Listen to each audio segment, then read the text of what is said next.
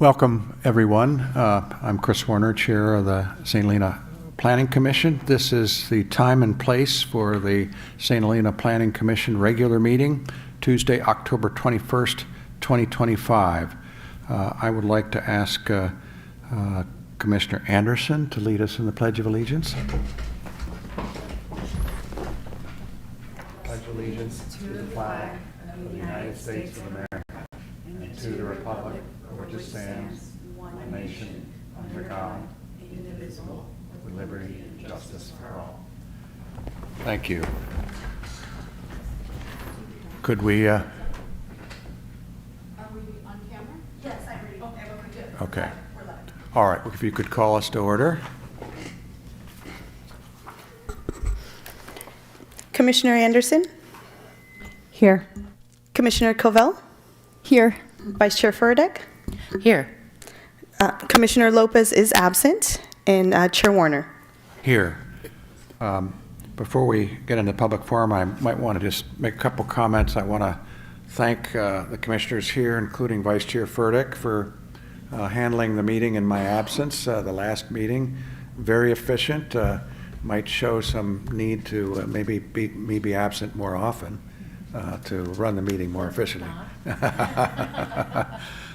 Also, I might mention that Commissioner Lopez is necessarily absent. We are very pleased to hear that he is recovering very well, and I think it's, if I understand correctly, Mr. Rosa, he hopes to be back with us in full force in December. Is that correct? It's correct. Okay, good. Our first item here is public forum. This is an opportunity for the public to address the Commission on items of interest to the public that are not listed on the agenda. Because of restrictions imposed by the Brown Act, the Commission may not engage in discussion or take action on matters not described on the agenda. The time limit for these comments is 4 minutes. Do we have any member of the public who would like to make any general public comments at this time? Seeing none, we can go on to the consent items. We have approval of 2 sets of minutes from September 2nd and October 7th. I'd like to take them separately or maybe together, but note that I will recuse myself from October 7th because I was absent. I'll entertain a motion to approve all of them, subject to that, if one is available. I need to recuse myself from September 2nd. Okay. Chair Warner, for the record, Yes. can we vote on them separately? Sure. Let's take the first one then. Do we have a motion to approve the first one, or do we have any member of the public that would like to take them and make any public comments on them? Seeing none, let's take the first one, the minutes of September 2nd. Do we have a motion to approve? A motion to approve. Second? Do you have any comments on those? Because you were there. Well, first we need to, if you do have, you can comment after we have a second to the motion. If there are any Second to the motion. Okay, do we have any comments from commissioners on the, or changes or revisions to the minutes? I thought you might have some. Did you not have any? No? No, Oh. not for September 2nd. I do have a clarification, maybe it's what you and I have discussed individually, which is that the minutes are an official document of us that memorialize the record of our meeting, but as Commissioner Covell and I have discussed, we have video of our meetings, which is public, and I think it's also a part of the record that's available to parties in the event that there is any need to have a full documentation. I believe, and Ms. DeRosa, please confirm if you know, I believe those videos are kept for some period of time, quite a long time. I know I've gone back to City Council videos back to 3 or 4 or 5 years ago. So they're available for the foreseeable time when the record might be needed to be reviewed in conjunction with the minutes, even though the minutes are official minutes. Does that make sense, as you and I have discussed?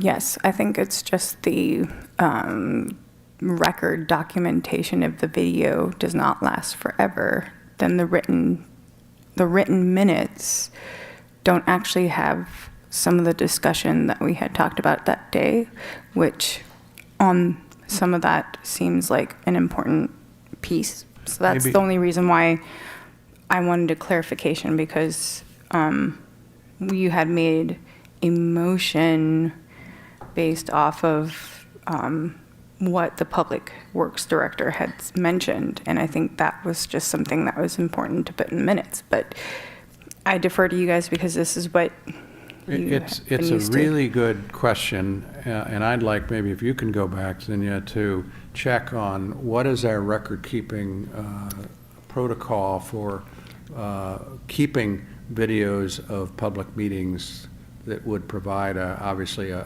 much more precise record for what was discussed at the meeting. Maybe you can report back to us at the next meeting of how long we keep them. Do we keep them in a safe place? Are they controlled? Yes, from my understanding, we keep them indefinitely Okay. as part of the record as well as the minutes. And I'd just like to clarify, Commissioner Covell, that the City of St. Helena, we do action minutes as compared to verbatim. So that's why, the full discussion is not available in the record, but it is available in the video, which is on our website that you can refer back to. Well, I'd like to see the 1936 October 4th minutes, if I could, in video, if they exist. Just kidding, just kidding. But it's a good discussion, because as a lawyer, I think it's important that the record be available to everybody if there's some check on exactly precisely what was said. So if that's any other comments on the meeting minutes for September 2nd? If not, can we call the roll for those? Oh, sorry. One more Go comment. The only reason why I brought it up was it was a safety issue. And that's why I just wanted to document that written, was that the reason between going from 42 to 36 was based off of a recommendation from Public Works on the research that was the safety. 42 was not an issue for safety. And so because we went with the higher height, based off of research done by staff, I felt like that was an important note to have written, because the motion just adopts the changes without what you had actually said. Right. So that was my clarification with that minutes. I'm not trying to make a issue out of it, but it was more of a safety CYA kind of note, so that's all. Yeah, no, and that's again why, and I was very much a part of that too, as you know, and that's why I thought it was important to make clear in the video in our meeting that we had a sign off from our safety experts that it was safe to go to 42. And now this video will reflect that too, as a kind of a clarification of the minutes. If no other comments, let's go ahead and call a roll. Commissioner Anderson, Yes. Commissioner Covell, Yes. Vice Chair Furtick, Abstain? and Chair Warner. Approve. Okay, minutes of October 7th. Do we have a motion to approve those minutes? Motion to approve? Second? Second. Any discussion on those minutes? And again, I will abstain since I was not here. Any discussion on those minutes? Hearing none, call the roll, please. Vice Chair Furtick, Approve? Commissioner Anderson, Second. Or Yes. Commissioner Covell, Yes. and Chair Warner. Abstain. Okay, that brings us to our first item on the public hearings agenda, which is consideration of an ordinance amending the zoning code to clarify the treatment of covered balconies, porches, decks, and other structures for purposes of calculating floor area. We have a presentation by staff. We do. We're waiting for the screen to warm up here.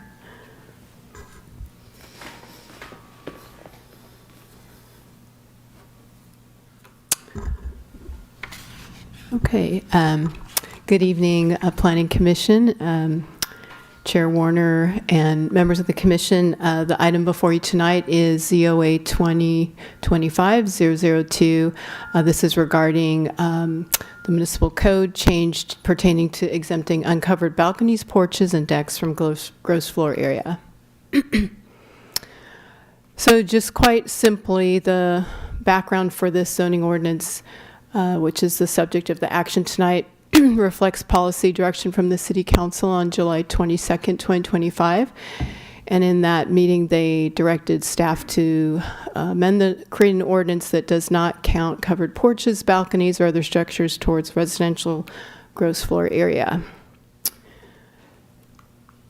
So I have a handful of slides that just on a high level orient you to where some of the changes were made to the ordinance related to this topic. So the first is Table 1716-030B. You'll see on the left side column we have standards for maximum building gross floor area, all floors. There is an endnote 5 to that. So if you were to scroll in the code to the bottom of the table, this endnote 5 with the red lines, it would read a balcony, porch, deck, or similar structure, whether covered or uncovered, period. So you can see the amendments, and of course, these are all in your attached staff report with the ordinance as Exhibit A. And the other bigger area where we made some code changes and deletions, so these subsections to 1734-050, A, 2, and then subsections E, F, and G, these list areas which are excluded from the definition of floor area. We recommended these because the language is really unnecessary because the calculation of floor area is only used for residential uses, and each of these deleted sections would only exist for non-residential buildings. There were some other minor cleanups, which are those edits and strikeouts you can see in your attached ordinance. But this just brings us to our recommended action to first find that it's pursuant to CEQA guidelines, section 15061B3, the project's exempt, and secondly to recommend that the Planning Commission adopt this resolution, recommend the Council adopt an ordinance for ZOA 2025-002, amending Table 1716-030 and Note 5 and Section 1735-050A. And with that, I'm available to answer any questions. I do also want to add that clarification to a public comment we received pertaining to a section of the code at, I believe it's 1734-050B4 was incorrect. But to update the commission and the public, the code publisher has actually corrected that. If you were to look at the live code online, it does reflect the code that the City Council adopted on October 23rd, 2023. So I just wanted to make sure that you and the public were aware of that correction. With that, I can take any questions. Before we have public comment, any questions from the commissioners on the proposal? Seeing none, open up for any public comment. Do we have any public comment on this item? And if you do, please get up and make sure you identify yourself. Hello, everybody. Daniel Hale from Adjournment Avenue. I've submitted 2 comment letters. I feel like I've said quite enough in them. I do hope you read them. I appreciate that the staff report has been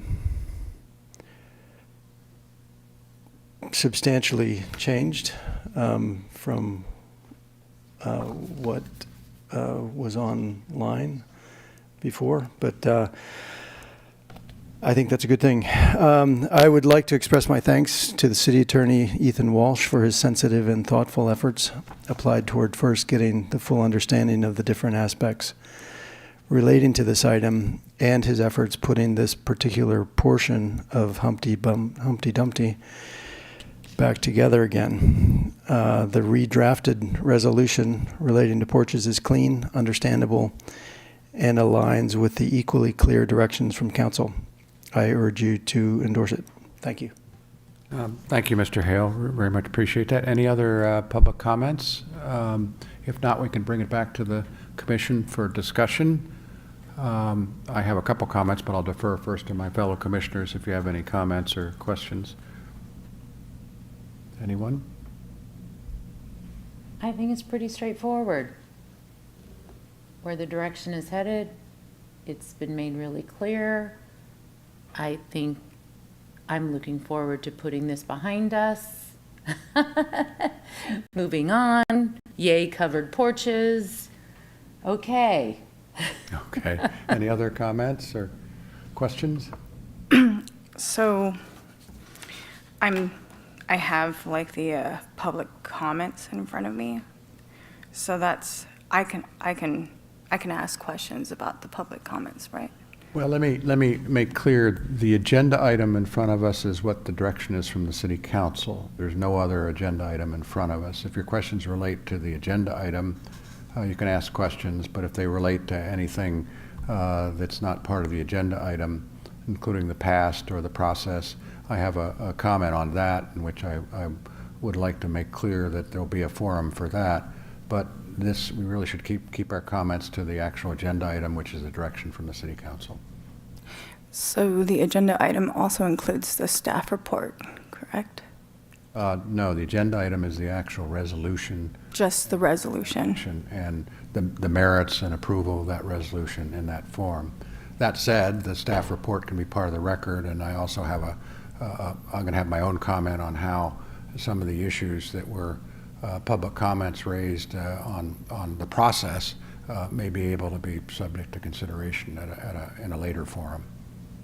So, okay, so you will be talking about the public comments as it relates to in a different forum, separate from this agenda item. Yes, and I'd like to. And so just so that I can understand, if you're saying, speaking to that, I can also speak to that?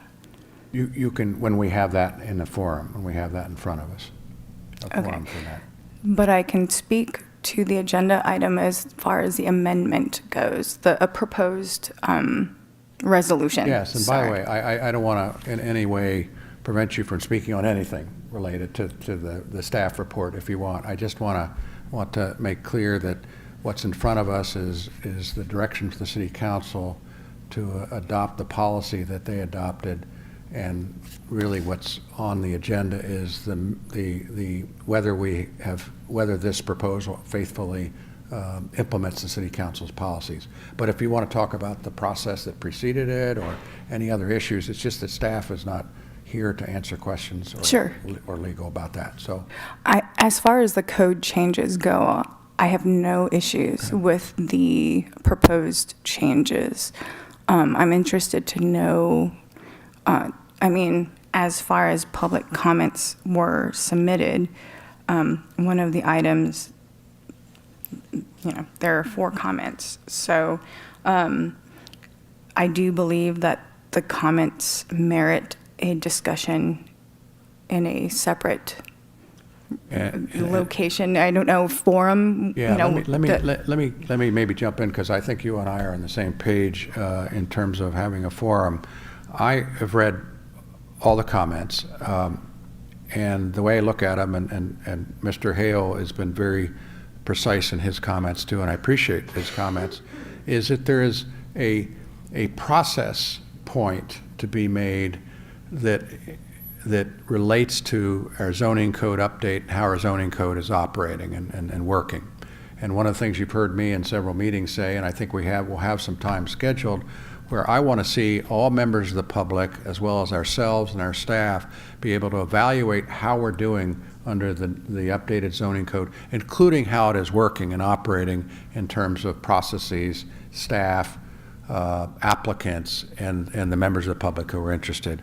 And that's where I think it would be great to kind of take a lesson learned discussion on this one, as well as others. I'm sure there are others out there that people will say, well, we have opportunities for improvement on how we are doing this. And again, I compliment Mr. Hale for basically saying, hey, let's look at these issues in an open way as issues that relate to the entire process for the zoning code and the implementation of it. And I'm very much supportive of that. And I think we have, don't we have a first meeting scheduled for that? Yes, December 16th. It's a special study session at 4:30. Right. And is that That's- open to the public? Yes, that'll be open to the public. And that's where I think it's important to encourage the public, but also in particular people who represent applicants, and also people who are members of the public who are concerned about various planning and zoning code issues, to really come and tell us what they think and how things are going. Does that help in terms of the forum we've been talking about?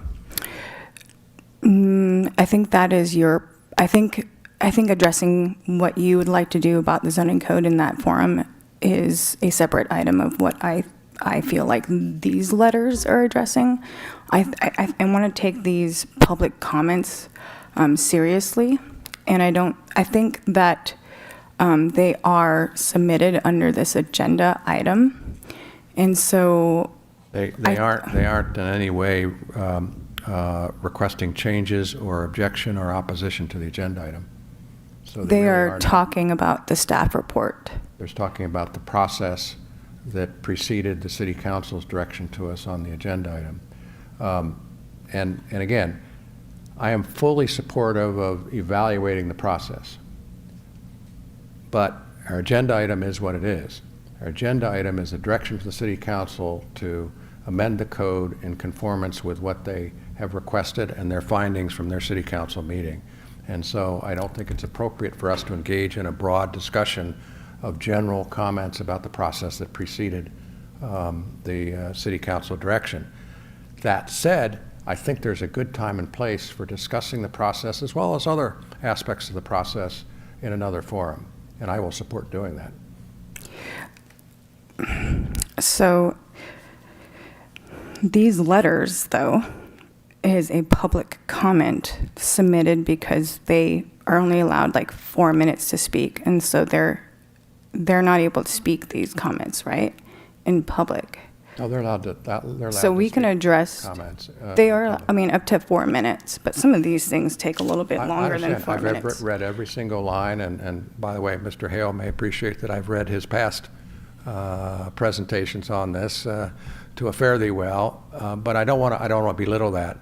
These are important issues. When a member of the public basically says, we want to see improvements in the process, whether it's staff or us as commissioners or the city council or anybody, we need to provide a forum for that to be addressed. This is just not, in my opinion, the forum to address those process issues which were raised in the comments. And in fact, again, I compliment Mr. Hale. Mr. Hale has actually suggested the forum where we can address the issues he raises in a public comment. Mr. Park's issue has already been addressed directly. So from my perspective, the other issues which you may have yourself can be addressed in that other forum in the same way Mr. Hale is recommending. So you're telling me I cannot speak about the staff agenda, staff report, or the public comments as it pertains to the issues raised regarding this code? Make sure I'm... Wait, I'm sorry. clear. When I'm speaking, please don't talk over me. You're asking me a question. Let me I answer am the question. asking you a question, and I'm politely speaking, Yep. and I am trying to say that I'm trying to understand whether I can speak about the staff report on this agenda item as it was posted, as well as the 4 public comments that were submitted by residents who called issue to this agenda item. You can speak for as long on whatever topic you want related to the public comments, but they are not on the agenda. And again, I value the right of any member of the commissioner to speak on anything they want to speak on. So go ahead and speak, but we will not address your comments in this meeting. That's fine. Okay, I go don't. ahead and we'll But watch our Sue, time. did you want to? You rose your hand, so I don't want to. Well, I just want to, Sure. if I may, so that's my understanding too, that if it's kind of not an agendized topic, and it sounds like, Michelle, what you want to talk about is not really an agendized topic, that our scope is to, vote on what's before us. And I'm really glad that we did get to this place, and I think those letters were about trying to get to this place, and we're trying to accomplish that. So I totally get that you want to address this topic, which Chair Warner, I think, is saying we want to address and acknowledge in this other forum. So, I see my role as trying to accomplish something here by voting on a direction that I think is meeting the needs of the people who wrote in those letters. And I'm glad we have come to that. But I also feel like this is not the place to have a widespread discussion. You know, while you may want to have a short comment on that process, I would rather not have a long discussion, and I don't think it's appropriate to have a long discussion about that, but agendize that for another time, which is that forum. So I just wanted to weigh in with my perspective as well, which I think reflects Chair Warner's. So hopefully that puts some, another perspective on it. Thank you for that. I'm not planning on speaking for very long. I just wanted to know what I can and cannot speak about, and it is on the agenda, and there is a staff report and 3 public comments under 5.1. So my understanding, it is an agenda item.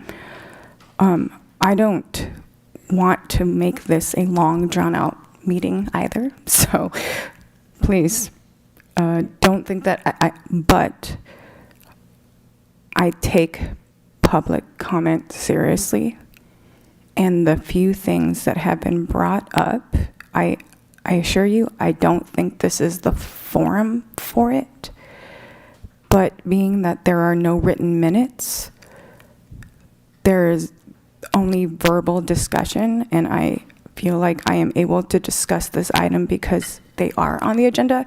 So one thing that Go ahead. It's, again, our position is it's not on the agenda, but you're free to speak at this time and provide comments.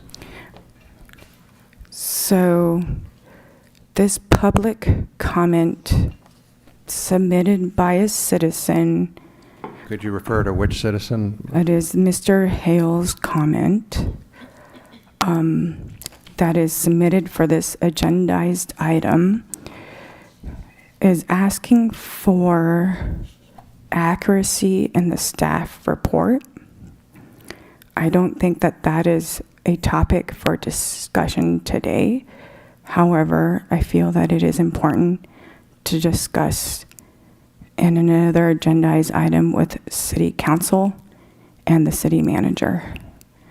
I think the overall message from Mr. Hale's longer comment is to say that he is happy that the code is going to be returned back to what it was, and that he that there are questions about the staff report as it has documented the events, and I think that is an important piece for a resident to bring up. Again, not to be discussed today because it's not the motion, but I just wanted to address that. Mr. Hale's second comment, the shorter one, which I think is leading up to what Chair Warner has talked about with the zoning code changes at a later forum. This document is addressing the changes such as the one that was found on this project as not been inserted publicly, or not publicly, appropriately, properly, and thus has taken away from the resources from city. So it's been, that was that one. The public comment from Joshua Park also addresses how this change was made into the zoning code. His words were illegally, as it did not follow the process.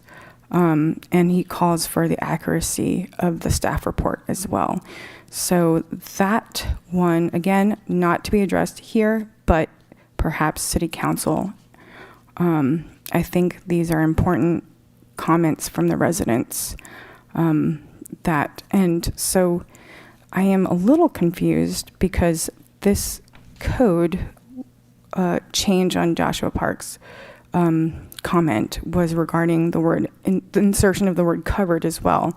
However, today, this one was simply changed without this whole zoning ordinance. However, it's the same covered porches issue, so I'm not really sure how this one was just changed, like, I can't remember the word, it was just updated in the zoning code without this whole process. However, all the other ones are requiring that. And then there is another public comment from Mr. Covell who asked about the experts who said that this change was not going to cause a substantive change to the zoning code. And he questioned how our paying of consultants who are experts in this field, how they could miss that. Just to clarify, is Mr. Covell related to you? He is my husband. Okay, thank you. And that is his question as it pertains to the process and the accuracy and the proper changes to the code. That's all I wanted to say, and it doesn't have to be discussed today, and I'll save it for another meeting. Okay, thank you. Any other comments or discussion on this agenda item? If not, I'll entertain a motion.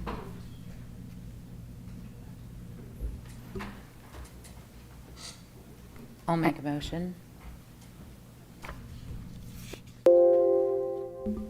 Second. Can you fix the recommended action if someone wants to?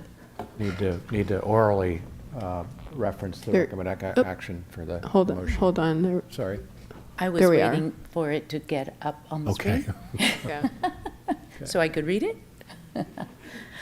All right, I'll make a motion to recommend that the Planning Commission adopt the attached resolution recommending that the City Council find that pursuant to CEQA guidelines, Section 15061B3, the project is exempt, and adopt an ordinance ZOA 2025-002, amending Table 17, 16.030, and Note 5, and Section 17.35.050A. We have a second? Second. Any further discussion on this? If not, we can call the roll.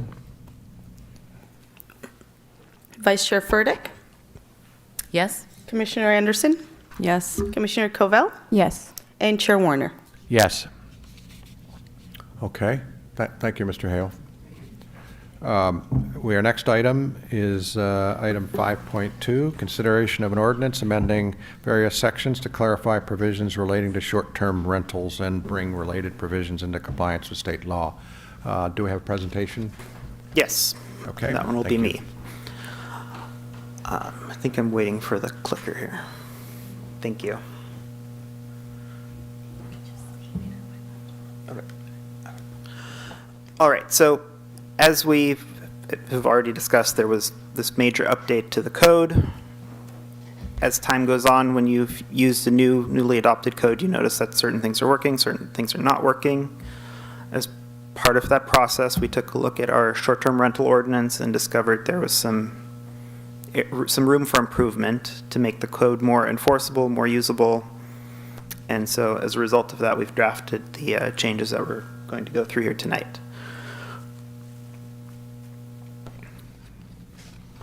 So one of the first things that we noticed was that we had an appeal period that actually didn't line up with state law. So that seems like a no-brainer, an easy fix to make. And so we're recommending a change to a 90-day appeal period to line up with what the government code provides, or what the civil code provides, I'm sorry.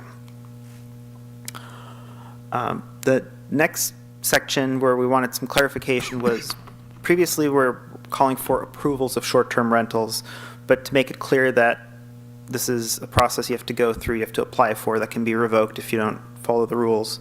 We're calling it a permit now, and so we're implementing these these sections that you see in the ordinance that basically call for a short-term rental permit for you to be allowed to operate a short-term rental. And what were they called before? It was just an application for a short-term rental, but if we call it a permit, that makes it a little bit clearer compared to some other uses that where you have to go through an application process and then you're granted that entitlement. And then we also included explicit language that if you don't renew your short-term rental the way that you were already required to, that permit automatically expires, rather than just having kind of an amorphous approval that's still hanging out there. We make it clear now in these revisions that if you don't go through the renewal process, then it just goes away. And that's for long-term clarity. If somebody has a short-term rental permit, they cease that use for a while, they want to reinitiate that use, they'd have to come back and apply again. Whereas if we don't have that clarity, there might be this assumption on their part that they're still allowed to have that use because sometime in the past they were allowed to have that use. So it sounded like it was in perpetuity before. It wasn't clear before, and that was the issue. Got it. Another cleanup is that in Title 17 of the Municipal Code, we've got a definition section, but we hadn't been using that for a few defined terms that were in the short-term rental ordinance, and so not changing the definitions too much, we're just kind of moving them around. On responsible person, we are actually clarifying it a little bit, that a responsible person isn't just an owner, and that captures if somebody's a renter of a property but operating a short-term rental, they would be included as well as if there's also a management company involved. The person in charge of the property is basically the party responsible under our short-term rental code.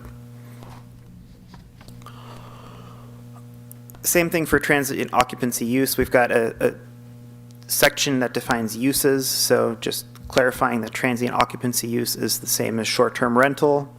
The reason that becomes relevant is state law sometimes refers to these in both ways. They're the same use. All right, and then here we come to the recommendations. You'll see attached a resolution that recommends that the City Council finds the changes are exempt from CEQA and recommending adoption of an ordinance that amends the sections listed up on the screen, making these clarifying edits. Happy to answer any questions, but generally speaking, this is really mostly a cleanup exercise, clarification exercise. I have a couple clarifications, but maybe defer to my fellow commissioners if they have any questions.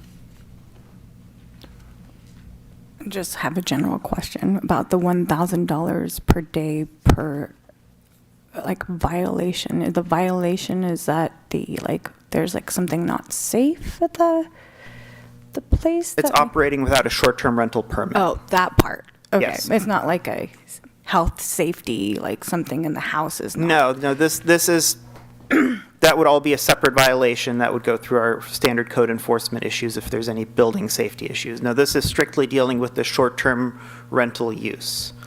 And here That's we're not- clarifying that the violation is every day that use is ongoing. So let's say somebody doesn't have the short-term rental permit, they have a 5-day booking, that would constitute 5 separate violations because there's 5 nights of an unpermitted stay, Thank you for the clarification. of course.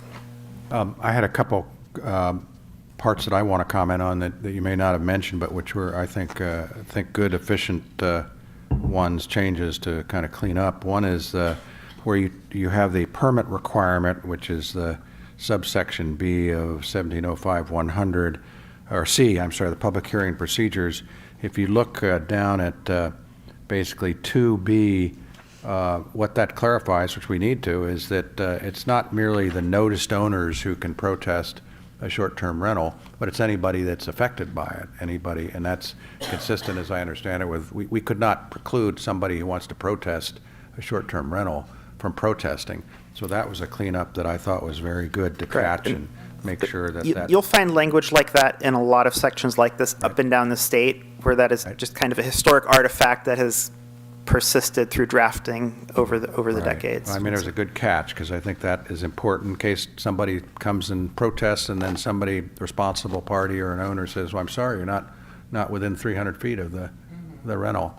So that was consistent. The other one that I wanted to call to attention is the administrative citation section, which I thought is consistent. You know, we as a commission have seen members of the community come in and say for various things, applications, et cetera, I didn't get notice, I didn't get notice, I didn't hear about it, I didn't hear about it. And of course, we lawyers always point out that ignorance of the law is no protection. That gets us, at that and a cup, 5 cents gets us a cup of coffee when it comes to people not feeling like they've been heard.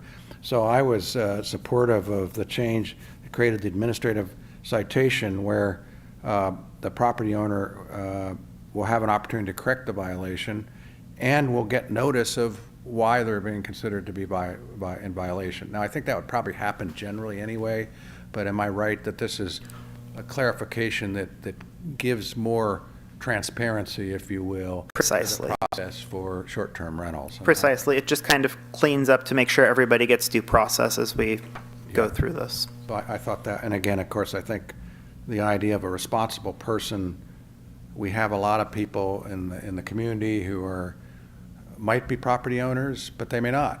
They may be acting for a property owner. And so we really need to be sure that when somebody applies and seeks to comply with short-term rentals, the responsible person representing the property owner is on the hook as well. So those are my questions or clarifications. Anybody else have any other? I just have one, and that is, if there was some ambiguity as to the term of their application, once all this is passed, should the city notify all the current applicants with the updates, that there are updates, and send them a link to where these updates live, as well as what their term of application is? So as a reminder that they will have to renew. So to make sure I'm understanding, you're talking about existing short-term rental Correct. operators who have gone through all the proper procedural steps. Correct. I think we will go through and notify them to make sure that they're aware of these changes and to make sure we're working with them Yes, going forward. that would be Just ideal. the legitimate short-term rental operators are exactly the ones that we love to work with. Right. And so, of course, we want to do everything we can to notify them and make sure that they're continuing on that righteous path of staying permitted. Yes. Great. Good question. Good point. Any other comments? We should open it up for public comment. I'm seeing none on this. So bring it back to the commission, and I entertain any further discussion or a motion regarding the item. Anyone want to file a motion, prior motion for approval or disapproval?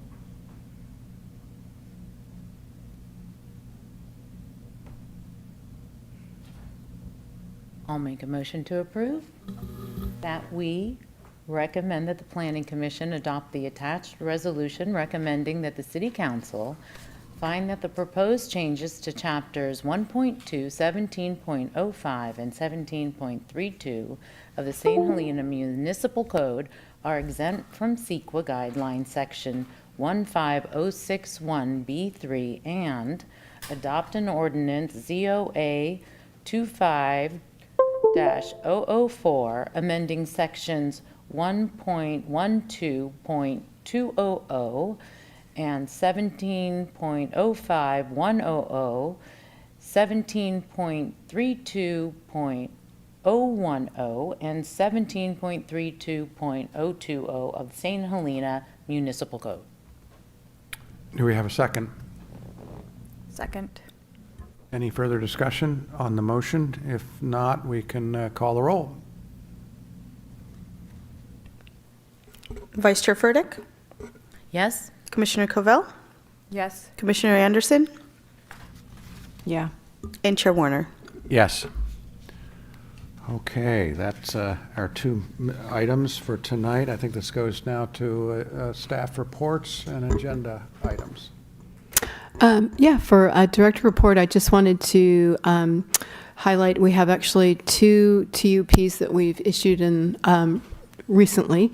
One is at 1150 Main Street, which is next to the St. Helena Chamber. There's going to be a pop-up art gallery opening up there in time for the holidays. Don't know if how long they're going to stay through in 2026, but it's nice to get some activity down in that vacant spot. I'm sorry, where did you say that was? It's at 1150 Main Street. There's a vacant storefront near the chamber space. And then the other one is that lovely Craftsman building that you see on Main Street at 1508 Main that's across from the fire station that's been vacant. It used to be I believe, a Compass Realty office. Anyway, we have issued a TUP for that to be opening up for a very distinguished wine tasting room experience. So they're working on all their tenant improvements right now, but it'll be nice to see some activity in that building. Are you able to say which winery? I think it's Fayette, spelled F-A-I-T. Yes, I think so. Yes, so more to come on that, but just wanted to give you a heads up on, it's great to see some investment in both of those spaces. So, and other than that, I think we'll see you at the meeting in November. I just had one comment again, I've shared this with Maya, but it's interesting to watch. Yountville has a fairly active housing proposal in what's called the Yountville Commons, which is moving forward in Yountville, which I think will have a significant amount of affordable housing. Now, obviously, they have a common, so they have space for it. So it's not necessarily replicable for us, but it's interesting to see that an Up Valley jurisdiction similar to us is moving forward with some housing. The other thing that I've noticed is, and this was in a comment to the City Council, I believe, I think it was Mr. Park, who provided some comments that really focused on the use of ADUs for satisfying RENA. And I do think that as we see comments come before the City Council on housing issues, that should be part of our update, our forum in December on how the zoning code's working, because in lots of ways the zoning code is actually the implementing tool for a lot of these policies. But we also have, I think, a good responsibility to evaluate how the zoning code is working with regard to those policies, as well as Commissioner Covell, you spent some good time refreshing, and I think all of us should refresh on the housing element and on our general plan. And that's our blueprint. And I think one of the things I've noticed about what you've been looking at is, okay, how are we fulfilling our housing element? Are our actions under the zoning code or otherwise fulfilling the housing element goals and implementation? That, I think, can be something we should discuss in a forum. So I just want to say, I hope all of you will provide Maya and staff with ideas for what we would want to look at in this overall forum. Can I add that if you haven't seen the Napa County Board of Supervisors meeting today, please do watch it. It happens to affect the Napa County building industry greatly, and can also be impacting the way the industry affects the city of St. Helena and housing. And it is very timely. It's a very long meeting today. Right. It went from like 9 to 3 in the afternoon on... Was an agenda item that you might want to circulate to all of us, that you can usually find the agenda items in the reports It was online 9A. It was in the Press Democrat as well. This is County of Napa's Board of Supervisors. County of Napa Board of Supervisors, and how they approved to raise the fees for hotel development from, I believe, something like, I can't remember what it was. It was like $9 a square foot to $100 a square foot. And I know we meaning the City Council, adopted a impact fee update, I believe, last June, maybe. So it'd be great to be interesting to compare what we have recently adopted as a city to what Board of Supervisors just adopted. It'll be, yeah, I think it'll be eye-opening also to see all the public comments too. Yep. Unfortunately, they don't show the written comments. You can only see the verbal comments, Right. so. Video. Anybody else have any comments for any future agenda items, any requests for anything else? I would just, so a couple of questions and comments. So one, Director DeRosa, when are you thinking you'll put out maybe the first notification to the public that we're going to have this forum in December? Only because I'd love to give people plenty of time to start thinking about it. And I'd love to encourage them not only to look at maybe what, areas of the zoning code are not necessarily working for them or can be fixed, but what's working for them, because a lot of it was streamlined. So what are they let's also celebrate the things that are working better, That's a as great well point. That's a great as point. looking at what can continue to improve. So I'd love to give people plenty of time to start thinking about that. So that's one of the things. And then I can respond to that. We're yeah. going to target to publish the staff agenda for that on December 5th would be our target date. So the agenda would be published. So just to be clear, even though there's no formal action on this study session, there will be a staff report that analyzes, what's working from our perspective, and also a little matrix of things that we already kind of realize we need to go back and clean up in 2026. So that we'll start with that as a baseline, right, to tee off the conversation. Can we put out in the weekly city newsletter, watch this space, we're going to have a forum Yeah. Yeah, on, I could do zoning that too. code. I feel And like then we there's need a to way give them a kinda- heads up early. Yeah, early, because Thanksgiving comes, people are getting ready for the holidays, so getting something out maybe before Thanksgiving, give people notice, and then all of us can kind of do our own repeat to be sure people are aware that we're having this. I think that's a good idea. Thank you. Right. And then one other thing I wanted to mention was that I attended, and I know Maya attended part of it, if not most of it. There was a speaker last week down in Napa, and she spoke on it was called the sequel to CEQA.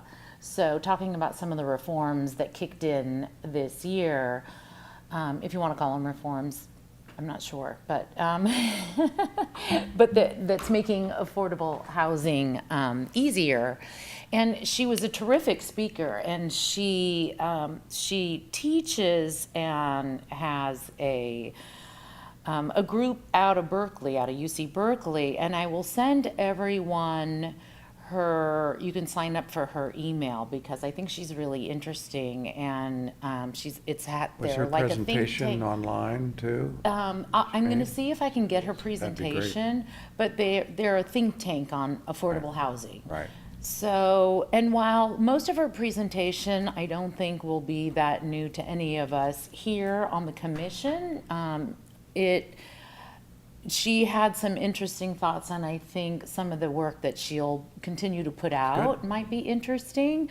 And there was one interesting topic I think that might be interesting for us, which I will discuss at a later time. Not ready to do that yet. I have a little research I want to do. Okay. Well, that's great, because I think there's a lot of churn going on the housing legislation. I know Andreas and Ethan know it very well. There's a tremendous amount of churn going on. Everybody's trying to keep track, because there is a whole package of different bills that affect not only CEQA but housing. And it's really, and of course we had our joint housing meeting where we got a good summary of that, but it keeps going. And then Michelle, from your perspective, from your experience with applicants, I think what's going to be very good is for you to bring your perspective on the practical issues associated with housing from an applicant's perspective. Now, you're a commissioner, so you're going to go look at it from the public policy standpoint, but I think your experience with applicants is something that's going to be very valuable for this forum, including what's happening with CEQA, what's happening with the package of housing bills, what's happening with financing, what's happening with large projects, things like that. So I hope you can. Yeah, I mean, that's definitely, Yes, yes. I mean, for sure. And I think if you watch, I mean, related to all of this is listening to all of the sides that presented today at the Board of Supervisors meeting, which had, you know, a large, it was very eye-opening to see Director Palmer, I want to say her name is Palmer, presentation, and then all the speakers in support and not in support. And it was very eye-opening to listen to all the perspectives and the discussion that went on for very, very long of all the supervisors. So it was very helpful to understand that things that we're going through in St. Helena, you know, at a larger scale, and how that translates to Napa County, and then just what affordable housing is for, who it's for, and the people who spoke to it, about it, for it, against it, all of it, just how interesting everyone's point of view was. And so I think it's highly educational as we move into all these other things that are happening in our city council meetings. I know that there are a lot of interested people in this town who want to learn more about it.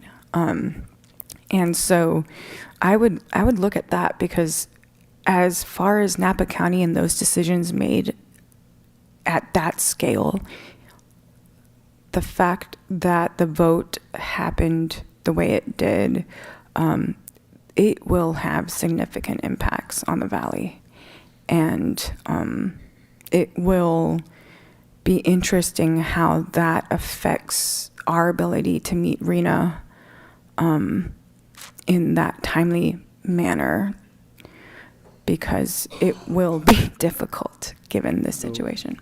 So as a lawyer, I should never admit this, because lawyers are generally generically considered to be technologically challenged.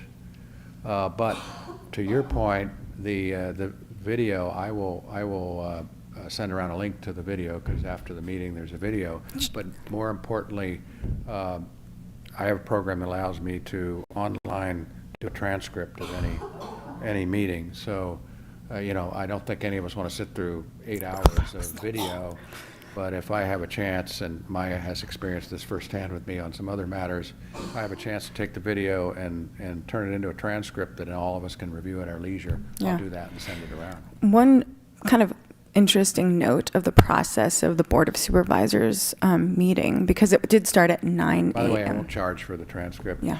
Also, and I just need to interject, we're veering a little off topic here for what the agenda is, so I just, That's this is, fine. this This is- is future agendas, sorry.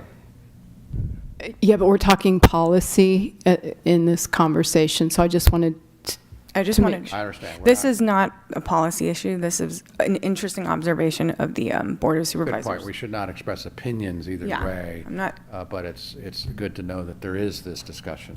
It was the fact that people were able to call in, and one of the points was just that people who have to work, who want to put in public comment, who couldn't be in the meeting.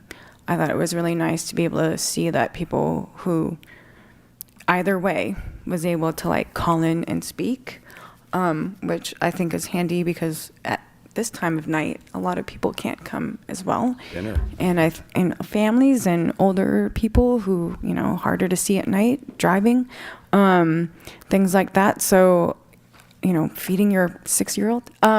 So I think it was just an interesting point that I didn't realize meetings could have like callers in. So. Okay, anything else? That's a good point. Anything else for future agendas? Then if not, I'm going to move to adjourn the meeting. I'm not going to use the gavel, though. No, I'm not going to do that. So, thank you all. Thanks for the participation. Thanks for everybody's contribution. See you next time. Or we're not going to have a meet. We'll have a meeting before Thanksgiving, right? We'll have one more. Yep. Okay. Thank you.